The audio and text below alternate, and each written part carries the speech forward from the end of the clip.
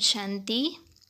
13 मार्च 1971 अव्यक्त बाप दादा मधुबन। बंधन मुक्त आत्मा की निशानियाँ।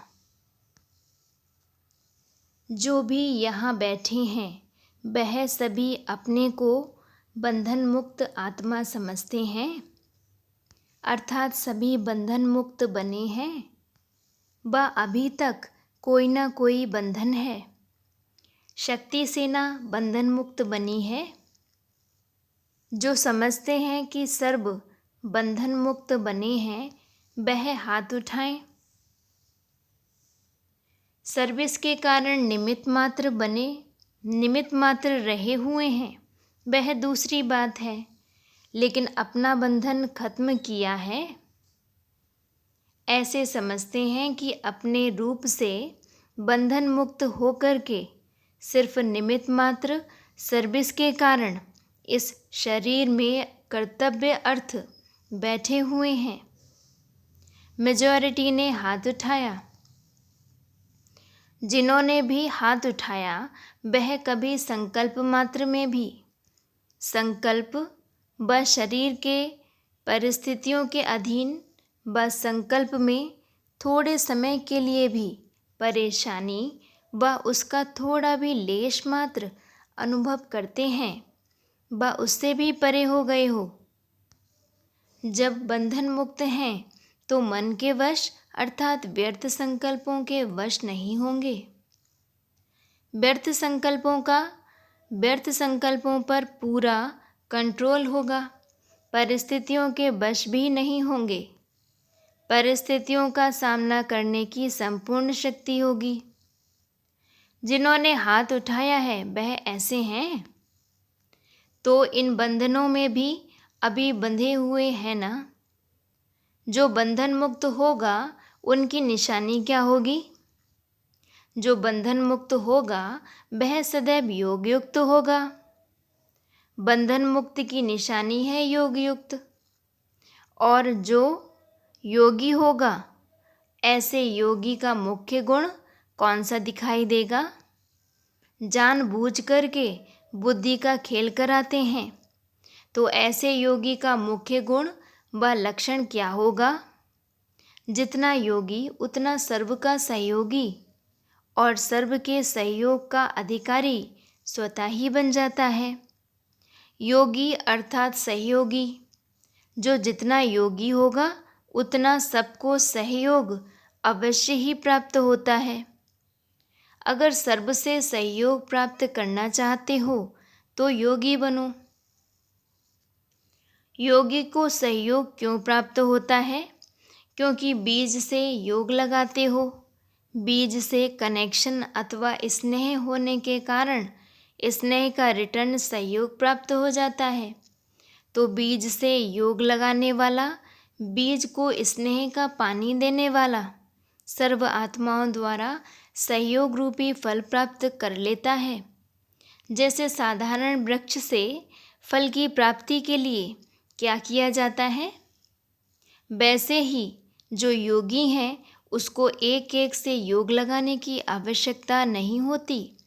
एक एक से सहयोग प्राप्त करने की आशा नहीं रहती, लेकिन एक बीज से योग अर्थात कनेक्शन होने के कारण सर्व आत्माएं अर्थात पूरे वृक्ष के साथ कनेक्शन हो ही जाता है।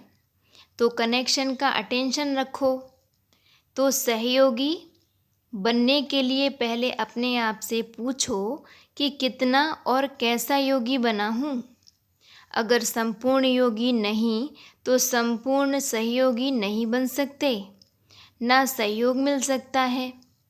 कितनी भी कोई कोशिश करे परंतु बीज से योग लगाने के सिवाय कोई पत्ते अर्थात किसी आत्मा से सहयोग प्राप्त हो जाए, यह हो नहीं सकता। इसलिए सर्व के सहयोगी बनने व सर्व का सहयोग लेने के लिए सहज पुरुषार्थ कौन सा है? बीज रूप से कनेक्शन अर्थात योग।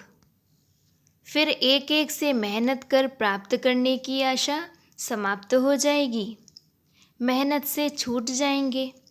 शॉर्टकट रास्ता यह है, अगर सर्व का सहयोगी सदा योग युक्त होंगे तो बंधन मुक्त भी जरूर होंगे, क्योंकि जब सर्व शक्तियों का सहयोग, सर्व आत्माओं का सहयोग प्राप्त हो जाता है तो ऐसी शक्ति रूप आत्मा के लिए कोई बंधन काटना मुश्किल होगा। बंधन मुक्त होने के लिए योग युक्त होना है और योग युक्त बनने से स्नेह और सहयोग युक्त बन जाते हैं। तो ऐसे बंधन मुक्त बनो। सहज सहज करते भी कितना समय लग गया है। ऐसी स्थिति अब ज़रूर होनी चाहिए। जो बंधन मुक्ति की स्थिति सुनाई कि शरीर में रहते हुए सिर्फ निमित्त ईश्वरीय कर्तव्य के लिए आधार लिया हुआ है, अधीनता नहीं। निमित्त आधार लिया है। जो निमित्त आधार शरीर को समझेंगे वह कभी भी अधीन नहीं बनेंगे। निमित्त आधार मूर्त ही सर्वात्माओं के आधार मूर्त बन सकते हैं। जो स्वयं ही अधीन है वह उद्धार क्या करेंगे। इसलिए सर्विस की सफलता भी इतनी है जितनी अधीनता से परे हरेक की है। तो सर्व की सफलता के लिए सर्व अधीनता से परे होना बहुत ज़रूरी है। इस स्थिति को बनाने के लिए ऐसे 2 शब्द याद रखो जिससे सहज ही ऐसी स्थिति को पा सको। वह कौन से 2 शब्द हैं? जब बंधन मुक्त हो जाएंगे तो जैसे टेलीफोन में 1-2 का आवाज़ कैच कर सकते हैं, वैसे कोई के संकल्प में क्या है वह भी कैच करेंगे। अभी अजुन बन रहे हो इसलिए सोचना पड़ता है। 2 शब्द है, पहला साक्षी और दूसरा साथी। एक तो साथी को सदैव साथ रखो, दूसरा साक्षी बनकर हर कर्म करो। तो साथी और साक्षी ये 2 शब्द प्रैक्टिस में लाओ तो यह बंधन मुक्त की अवस्था बहुत जल्दी बन सकती है। सर्वशक्तिवान का साथ होने से शक्तियाँ भी सर्व प्राप्त हो जाती हैं और साथ साथ साक्षी बनकर चलने से कोई भी बंधन में फंसेंगे नहीं। तो बंधन मुक्त हुए हो ना, इसके लिए ये 2 शब्द सदैव याद रखना। वह योग वह सहयोग, दोनों बातें आ गईं। अब ऐसा पुरुषार्थ कितने समय में करेंगे? बिल्कुल बंधन मुक्त हो करके साक्षीपन में निमित्त मात्र इस शरीर में रहकर कर्तव्य करना है। अभी इस बारी यह अपने आप से संकल्प करके जाना, क्योंकि आप टीचर्स लोगों को सहज भी है। टीचर्स को विशेष सहज क्यों है? क्योंकि उन्हों का पूरा जीवन ही निमित्त है। समझा? टीचर्स हैं ही निमित्त बने हुए, तो उन्हों को यह संकल्प रखना है कि इस शरीर में भी हम निमित्त मात्र हैं। यह तो सहज होगा ना। इन लोगों को तो फिर डबल जिम्मेदारी है। इसलिए इन्हों को युद्ध करनी पड़ेगी हटाने की। बाकी जो हैं ही निमित्त बने हुए तो उन्हों के लिए सहज है। आप माताओं के लिए फिर सहज क्या है? जैसे उन्हों को इस विशेष बात के कारण सहज है, वैसे आप लोगों को भी एक बात के कारण सहज है। जो प्रवृत्ति में रहते हैं उन्हों के लिए सहज बात इसलिए है कि उन्हों के सामने सदैव कंट्रास्ट है। कंट्रास्ट होने के कारण निर्णय करना सहज हो जाता है। निर्णय करने की शक्ति कम है इसलिए सहज नहीं भासता है। एक बार जब अनुभव कर लिया कि इससे प्राप्ति क्या है, फिर निर्णय हो ही जाता है। ठोकर का अनुभव एक बार किया तो फिर बार बार थोड़े ही ठोकर खाएंगे। निर्णय शक्ति कम है तो फिर मुश्किल भी हो जाता है।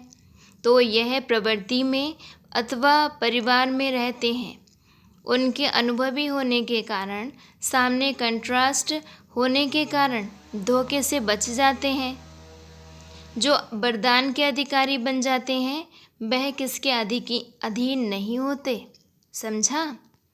तो अब अधीनता समाप्त, अधिकार शुरू। कब कोई अधीनता का संकल्प भी ना आए, ऐसे पक्का निश्चय है। निश्चय में कभी परसेंटेज नहीं होती। शक्ति सेना ने अपने में क्या धारणा की है? जब स्नेह और शक्ति समान होंगे फिर तो संपूर्ण हो ही गए। अपने शूरवीर रूप का साक्षात्कार किया है। शूरवीर कभी किससे घबराते तो नहीं, लेकिन शूरवीर के सामने आने वाले घबराते हैं। तो अभी जो शूरवीरता का साक्षात्कार किया सदैव वही सामने रखना, और आज जो 2 शब्द सुनाए वह सदैव याद रखना। अच्छा जी, ओम शांति।